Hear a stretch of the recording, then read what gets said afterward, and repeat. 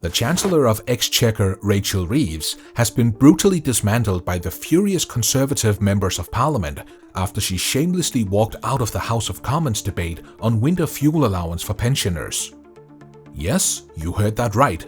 She just stood up and left when it was time to address one of the most pressing issues for the nation's elderly. Talk about ignorance, turning a blind eye to the opposition's points of order and seemingly having zero regard for the actual state of the country. Mel Stride, Shadow Secretary of State, to move. Yeah. Thank you, Madam Deputy Speaker. And can I beg to... In a House of Commons debate, Labour and the Conservatives were present to vote on winter fuel allowance funds after Chancellor Rachel Reeves had announced new tax rises before, with a plan to save £5.5 billion. I am making the difficult decision that those not in receipt of pension credit or certain other means-tested benefits will no longer receive the winter fuel payment from this year onwards. However, after the votes had been cast, Reeves quickly gathered her things and rushed out of the room, not waiting to listen to the Conservatives' point. Naturally, this insolent display caused absolute chaos in the Commons.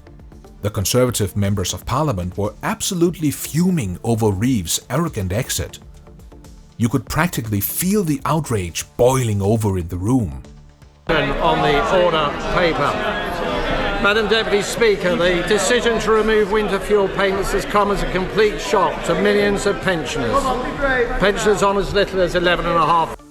The Labour government has been in trouble ever since the Chancellor of Exchequer, Rachel Reeves, dropped a bombshell announcing plans to rip the winter fuel allowance straight out of pensioners' pockets. And for what, you ask? To funnel funds into the government's public pet projects like the GB Energy Initiative. I made the choice to means test the winter fuel payment so that it is only targeted at those most in need. I know that not everyone in this hall or in the country will agree with every decision that I make. But I will not duck those decisions.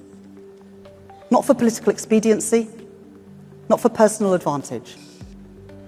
Faced with that £22 billion black hole that the Conservatives left this year, and with a triple lock ensuring that the state pension will rise by an estimated £1,700 over the course of this Parliament, I judged it the right decision in the circumstance. The Tories have slammed this move as nothing short of a huge injustice to the UK's elderly pensioners who are already struggling to make ends meet. Not to mention, it's absurd to cut support during winter for those who need it most. This decision has got everyone wondering, is the Labour Party ready to sacrifice the most vulnerable to chase after these shiny new initiatives? And that is, we also pressed them on the winter fuel payment. Millions of pensioners benefiting up and down the country. And why? Because this party on this side of the House stands full square between our elderly. We believe that they should have security and dignity. Reeves' plan could result in the National Health Service losing over £169 million a year. And the fallout? Absolutely devastating, as 262,000 pensioners could be left stranded, fighting to get the medical treatments they desperately need. The Conservative members of Parliament were desperate to point out the situation to the Chancellor after the votes. But what did Reeves do? She stormed out of the House of Commons, leaving the room and the members of Parliament fuming. This is the second government minister that we've heard from the dispatch box today, and yet we saw only moments ago the Chancellor sitting on the front bench. It was the Chancellor who chose to spend billions on setting up Great British Energy. It was the Chancellor who chose to spend billions on giving it to their union paymasters in pay rises. On paper, the GB Energy project sounds like a win, as it aims to provide clean energy power plants meant to lower bills, boost local energy production, and reduce the UK's dependency on expensive imported fossil fuels. Who wouldn't want that, right? But here's the bitter pill. For the British public, already struggling under massive taxation and spiraling inflation, this project is an absolute nightmare.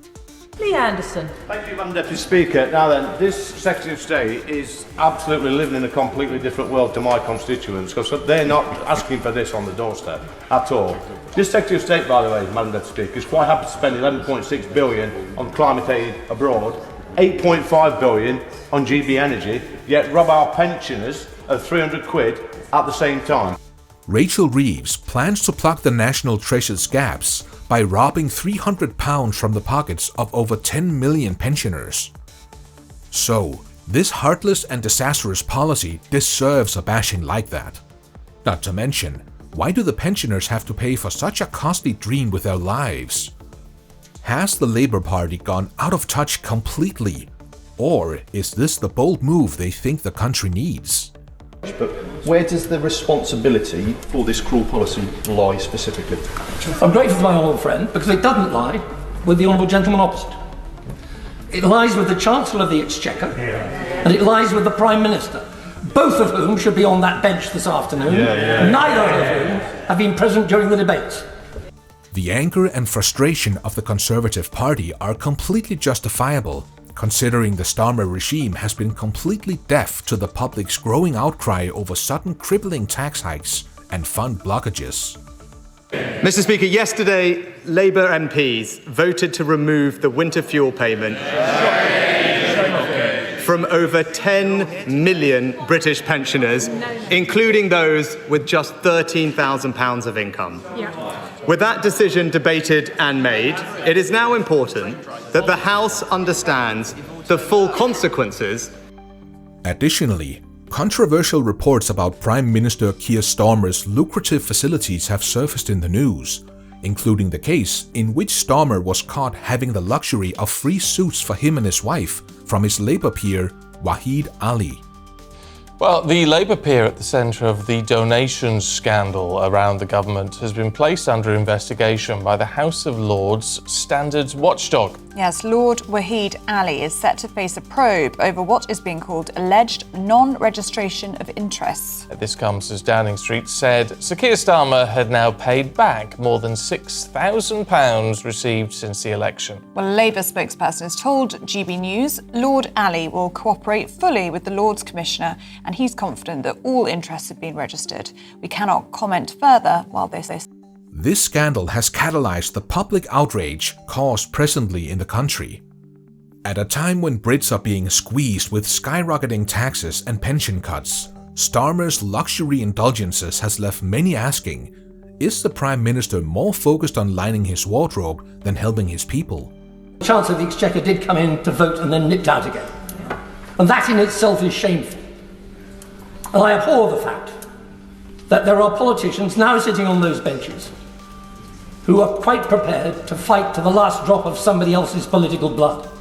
According to former Treasury advisor Lord Jim O'Neill, the decision to block the winter funds will create a serious aftermath for the northern areas of England. Many experts, the opposition, and even the people themselves are reminding the Labour Party about the painful consequences of their decisions. Despite the constant reminders that the Starmer cabinet is focused on pushing policies that would bring no good for them or their country. Arrogance on the government benches this afternoon. The fact that there are only about 30 members on the government benches speaks volumes to those outside who thought people were going to come and hear this matter being seriously debated. The Labour Party's annoying behaviour has shocked Conservative members of Parliament like Sir Roger Gale and especially UK citizens who had high hopes that the Labour government would finally put the public's interests first. Instead, what do they see? A blatant disregard for the very people they promised to serve. Got in with a very low proportion of the vote. He got in by default because people were unhappy with the Conservatives. They voted Labour, they didn't particularly like. But they are already regretting that the Labour Party got through to the seat, and now they have to deal with even more severe and daunting challenges from the new government. Now it's gone from bad to worse. He's been caught accepting donations to pay for his wife's dresses. He's been accepting more freebies than any other MP in Parliament. But meanwhile, because of their disastrous economic policies, they are cutting payments to old people. just as energy prices are going up here in the UK. So it's becoming glaringly obvious that this tenure might be their last shot at proving the Conservative Party wrong. Yet, instead of seizing the moment, they've stumbled over their own feet, failing to please and serve the public since taking office. But can they really turn the ship around? Or is it finally game over for the Labour Party?